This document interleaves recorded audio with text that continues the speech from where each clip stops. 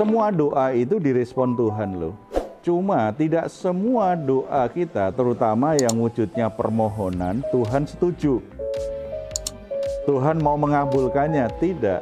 Karena dia punya kedaulatan, dia punya otoritas, dan dia punya hak untuk menjawab doa kita dengan kalimat ya.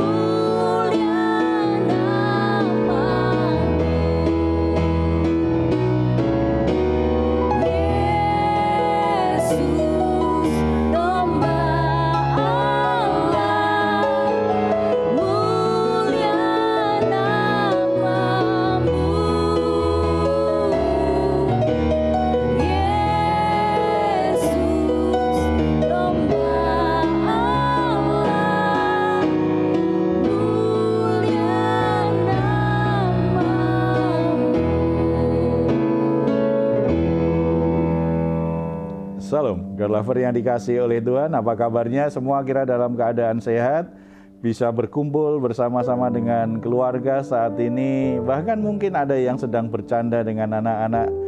Tapi mari kita beri waktu beberapa saat ini untuk menikmati hadirat Tuhan, untuk membangun misbah bersama di keluarga kita. Saudara-saudara, semua aktivitas yang kita lalui tidak semuanya berjalan dengan lancar. Kadang-kadang ada beberapa hal yang membuat beban dalam pikiran kita. Kita pulang ke rumah tetapi masih membawa beban itu, dan kita jadi tidak bisa istirahat dengan nyenyak malam hari ini. Oleh sebab itu, hal terbaik adalah kalau kita membawa semua permasalahan kita kepada Dia. Percayalah, Tuhan akan memberi kita kekuatan hati, memberi kita ketenangan, kelegaan walaupun masalah belum selesai.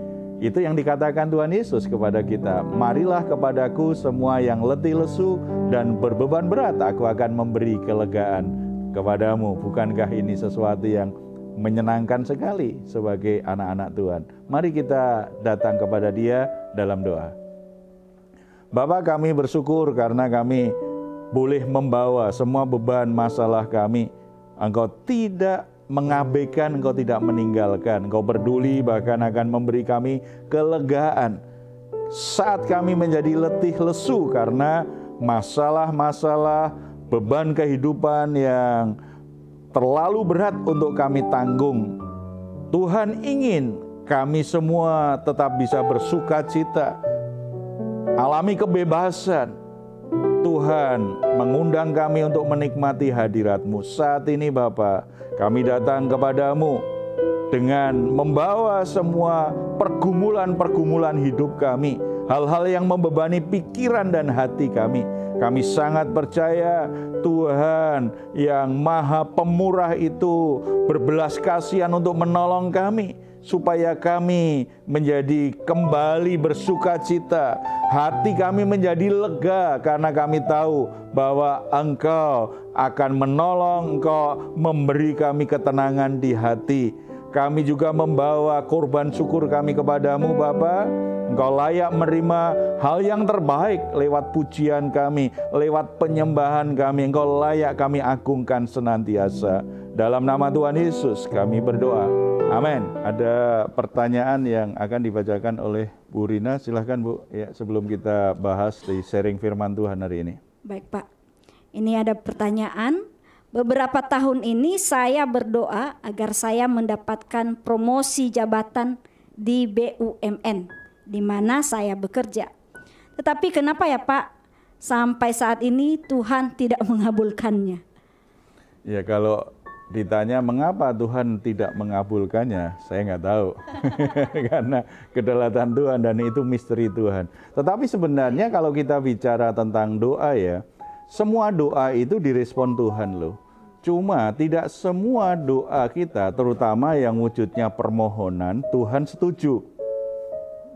Tuhan mau mengabulkannya, tidak. Karena dia punya kedaulatan, dia punya otoritas, dan dia punya hak untuk menjawab doa kita dengan kalimat, ya saya mau kabulkan, tapi bisa juga dia juga punya hak untuk berkata, tidak, aku tidak mau kabulkan. Ada pasti banyak alasan, dan ada alasan yang kita bisa pahami, ada yang tetap jadi misteri karena dia adalah Tuhan. Dia berdaulat untuk memutuskan apa yang akan dilakukannya dalam hidup kita. Tetapi yang harus kita percaya, kalau ternyata Tuhan tidak menjawab doa kita, pasti ada hal baik yang Tuhan sebenarnya ingin kerjakan dalam hidup kita. Kita akan lihat kebenaran firman Tuhan dari kisahnya Musa.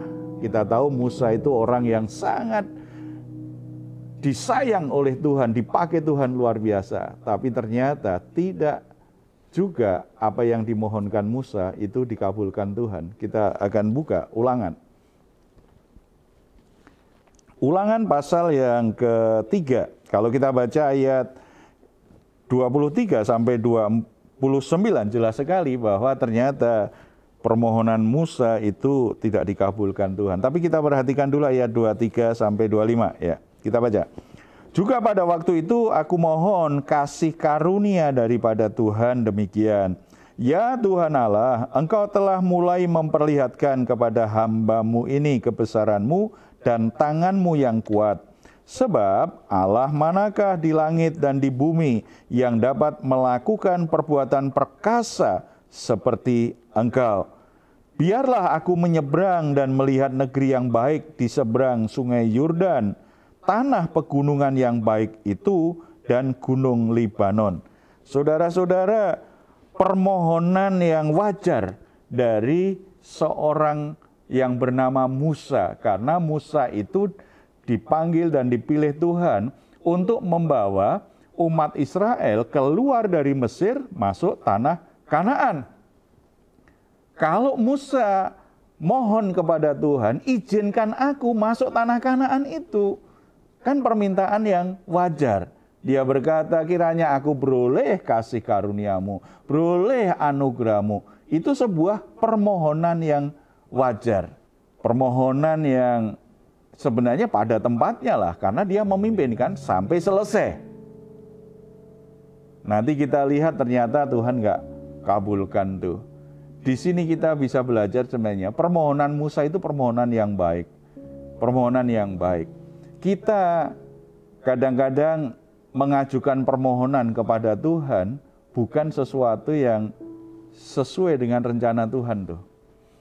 Kita mengajukan permohonan karena kita ingin seperti orang lain. Kalau orang lain bisa punya ini, aku ingin juga punya dong. Kalau orang lain sudah menikah, aku juga ingin menikah dong. Kalau orang lain punya rumah, aku juga boleh punya rumah dong. Jadi tujuannya hanya ingin gak mau kalah dengan orang lain. Hanya pengen atau apalagi iri. Atau sesuatu yang sifatnya fokus hanya kesenangan-kesenangan pribadi. Karena saya suka traveling, Tuhan berkati saya supaya saya bisa traveling terus misalnya. Travelingnya kan nggak salah, tetapi kadang-kadang fokusnya di situ. Atau hobi-hobi yang lain kita lakukan karena kita pingin menyalurkan apa yang kita sukai. Saya punya hobi waktu remaja itu salah satunya, saya suka seni. Salah satunya melukis. Tetapi saya tahu bahwa ketika saya asik melukis, saya kehilangan banyak waktu berkualitas saya dengan Tuhan maupun dengan keluarga saya. Saya tidak mungkin bisa padamkan keinginan saya untuk berkreasi, tetapi saya atur waktu. Saya akan kembangkan hobi yang lain yang saya masih bisa punya waktu berkualitas. Karena itu kan sekedar hobi, bukan jadi profesi. Kalau profesi kan totalitas, ya. Saudara-saudara, berdoa untuk hal rohani, untuk hal-hal yang punya dampak bagi penggenapan rencana Tuhan, itu lebih lebih prioritas daripada hal-hal yang sifatnya sementara. Sesuatu yang sesuai kehendak Tuhan itu doa yang harusnya menjadi prioritas. Ketika saya diundang untuk mendoakan orang yang sakit, saya tidak akan langsung berdoa untuk kesembuhannya. Bagi saya yang paling penting bagi orang sakit itu apa? Dia mengalami kehadiran Tuhan saat dia takut, saat dia cemas. Dia tahu bahwa Tuhan bersama dengan dia.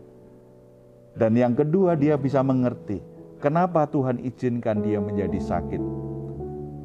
Itu lebih penting daripada kesembuhannya. Sebab kalau misalnya saya mengunjungi orang sakit, saya berdoa untuk kesembuhannya, Tuhan bisa langsung menjamah dan menyembuhkannya. Tetapi kalau dia setelah sembuh, justru akhirnya dia jauh dari Tuhan, maka kesembuhannya tidak efektif, tidak sesuai dengan tujuan Tuhan. Mengenal Tuhan dan mengerti kehendak Tuhan lebih penting daripada kesembuhannya.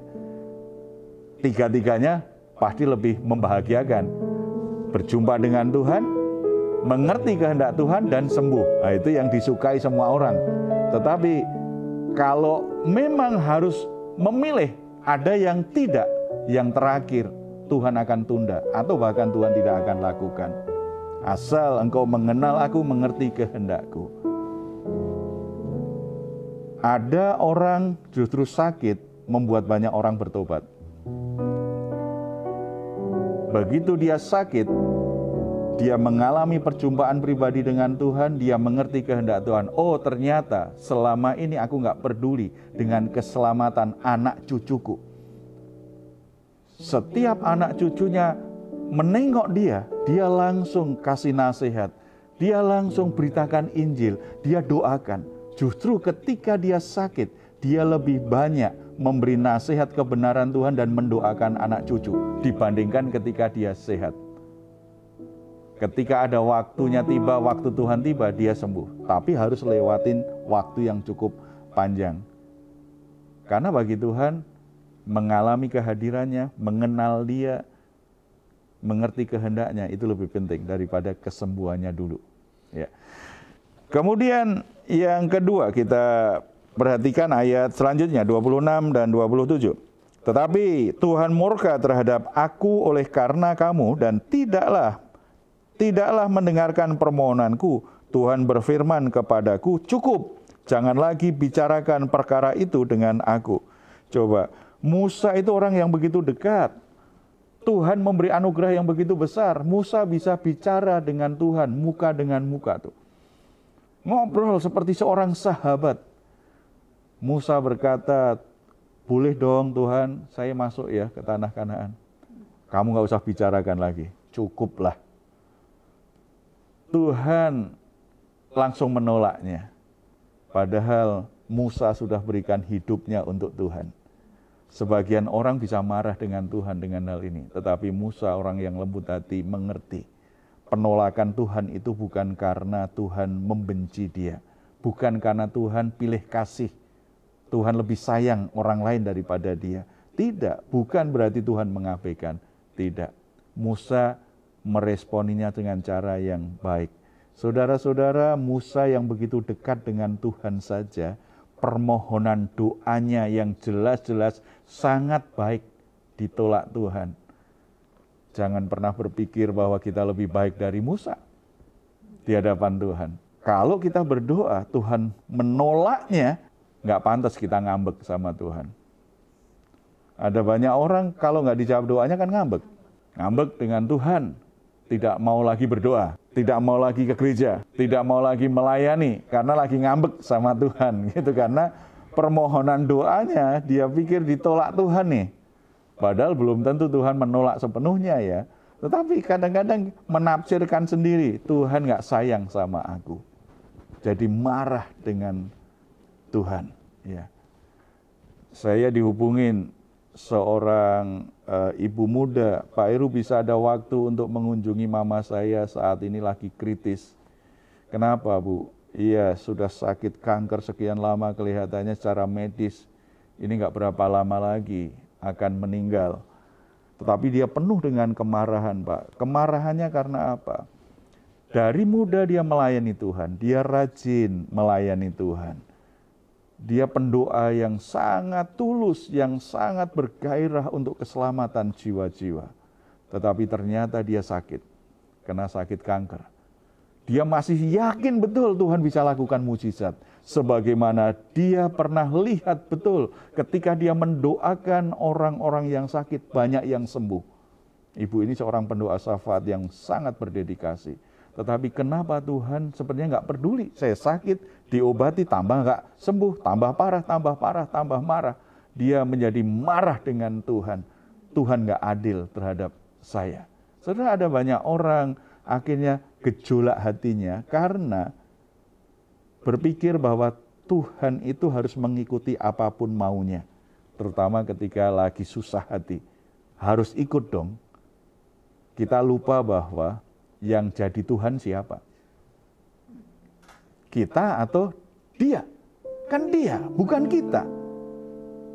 Tuhan itu berdaulat, berkuasa. Dia akan memutuskan atau melakukan apapun sesuai dengan kedaulatannya. Bukan karena kita bujuk-bujuk atau bukan supaya sekedar membujuk hati kita supaya kita senang dengan dia. Tidak.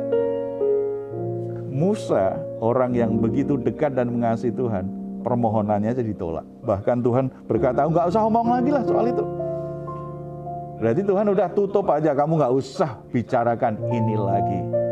Musa meresponinya dengan baik. Makanya Musa kemudian cerita lebih baik. Ini kan semua perkataan Musa ini. Dia lagi bersaksi tentang hidupnya. Apa yang dikatakan Musa selanjutnya ketika Tuhan berkata, cukup, jangan bicarakan lagi ya perkara keinginanmu untuk masuk tanah perjanjian itu ya. Ini yang dikatakan Musa selanjutnya ayat 27 sampai 29 ya kita baca. Naiklah ke puncak gunung Pisga dan layangkanlah pandanganmu ke barat, ke utara, ke selatan dan ke timur dan lihatlah baik-baik. Sebab sungai Yordan ini tidak akan kau seberangi. Jadi Tuhan tegaskan, kamu nggak sana, kamu hanya bisa lihat dari jauh saja. Itu sebenarnya kan sudah jawaban Tuhan kan ya sebenarnya kan. Tetapi tidak seperti yang diinginkan Musa. Musa pengen nyebrang dan ada di tempat itu. Tetapi Tuhan enggak. Kamu boleh lihat tetapi enggak sampai sana.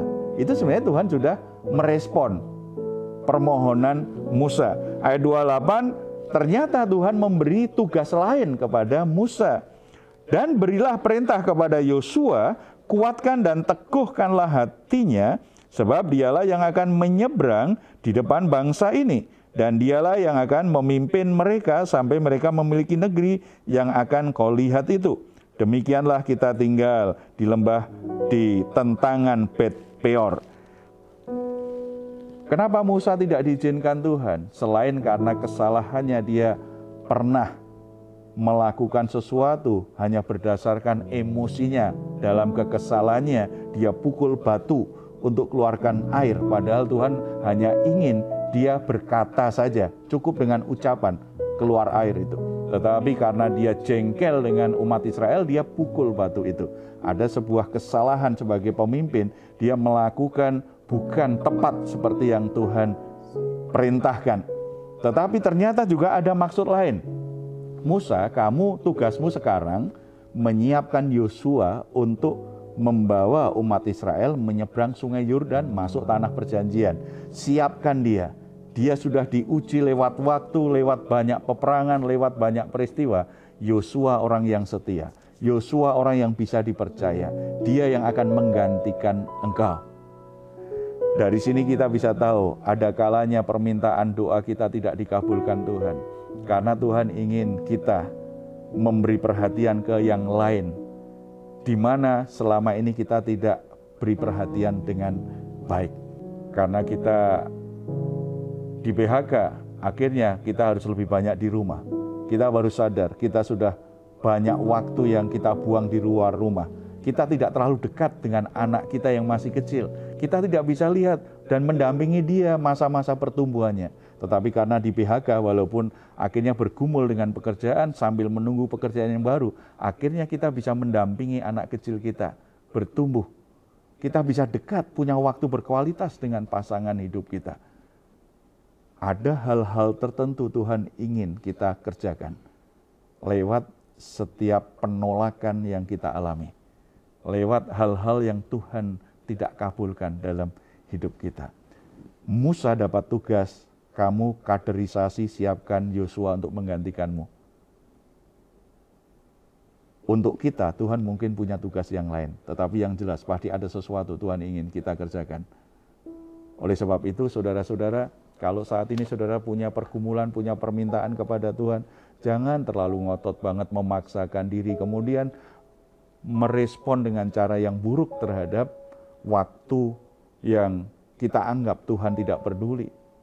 Atau Tuhan menolak kita, tidak mengabulkan doa kita. Jangan-jangan Tuhan memang ingin, kamu jangan fokus itu. Aku ingin kamu fokus di sini. Disinilah tugas utamamu. Kamu akan menjadi besar. Kamu akan mendapatkan berkat-berkat. Oleh sebab itu, berhenti menjadi anak yang egois dan manja. Ketika Tuhan tidak menjawab doa kita, nggak perlu ngambek, nggak perlu menjadi marah. Tetapi mari kita evaluasi. Mungkin Tuhan ingin saya lakukan pekerjaan apa. Ada sesuatu yang Tuhan ingin kita lakukan. Lakukan itu. Di situ kita akan temukan sesuatu yang besar, sesuatu yang mulia yang Tuhan siapkan bagi kita. Kita bersatu dalam doa. Bapa di surga, kami ucap syukur karena dalam Kristus setiap kami sudah diposisikan sebagai orang-orang yang menjadi bagian dari rencana Tuhan yang begitu mulia. Hidup kami bukan milik kami sendiri, hidup kami bukan untuk kesenangan kami sendiri. Hidup kami untuk Kristus, hidup kami untuk bekerja menghasilkan buah yang mempermuliakan Bapa di surga. Oleh sebab itu Bapa, beri kami kepekaan, beri kami kelembutan, beri kami hikmat untuk bisa mengerti saat doa-doa kami tidak dijawab oleh-Mu. Ketika kami merasa Tuhan tidak mengabulkan, Tuhan tidak menolong kami, Tuhan tidak lakukan sesuatu untuk menyelamatkan kami, untuk membuat kehidupan kami menjadi lebih baik. Biarlah kami belajar dari Musa. Tidak semua hal yang kami minta kepada Tuhan itu sesuatu yang selaras dengan kehendak Tuhan. Permohonan Musa yang begitu mulia itu pun ternyata Tuhan tidak kabulkan, bukan karena Tuhan tidak sayang kepada Musa, karena Musa punya tugas lain yang dari Tuhan yang harus jadi prioritasnya. Beri kami kesanggupan untuk bisa mengerti hal ini Bapa. Beri kami Tuhan untuk bisa mengerti jalan-jalan-Mu lebih dari hal-hal yang kami anggap tidak sesuai dengan harapan kami. Kami bisa memahami dengan cara yang benar penolakan Tuhan. Kami juga berdoa untuk saudara-saudara kami yang saat ini juga begitu risau dengan masa depannya, risau dengan pekerjaannya, risau dengan kesehatannya, risau dengan masalah rumah tangganya. Dan mereka sudah berdoa sekian lama sepertinya Tuhan tidak mengabulkan. Biarlah kebenaran firman Tuhan ini membuka wawasan baru secara rohani dalam hidup mereka, membuat mereka alami kebebasan, mereka kembali bersukacita, mereka kembali berjalan dalam kehendak Tuhan. Biarlah kuasa-Mu bekerja dengan cara-Mu yang ajaib, membawa mereka pada kebenaran demi kebenaran, pada kemuliaan demi kemuliaan, sehingga keadaan apapun itu tidak pernah memadamkan hati kami, tetap mengasihi Tuhan, hati kami untuk terus setia dan taat kepada Tuhan. Sesuatu yang baik pasti akan terjadi. Nama-Mu dipuji, dimuliakan Bapa, dalam nama Tuhan Yesus. Amin. Puji Tuhan, saudara-saudara, Tuhan pasti merespon, menanggapi doa kita, tetapi kita tidak bisa memaksa Tuhan mengikuti mau kita. Kitalah yang harus mengikuti maunya Tuhan. Kalau saudara sedang dalam pergumulan dan membutuhkan dukungan doa, silakan saudara untuk menghubungi nomor telepon yang tertera di layar saudara. Tim doa kami akan mendukung saudara dalam doa. Jangan pernah putus harap, putus harapan, karena dalam Tuhan selalu ada jalan keluar yang terbaik. Kalau saudara ingin memberikan komentar, silahkan menuliskannya di ruang komentar yang ada di channel Diaspora TV. Kami tunggu. Mazmur 4 ayat 8-9. Engkau telah memberikan sukacita kepadaku lebih banyak daripada mereka ketika mereka kelimpahan gandum dan anggur. Dengan tentram, aku mau membaringkan diri lalu segera tidur. Sebab hanya Engkaulah ya Tuhan yang membiarkan aku diam dengan aman. Puji Tuhan, selamat malam, selamat beristirahat. Tuhan Yesus memberkati kita semuanya. Salam.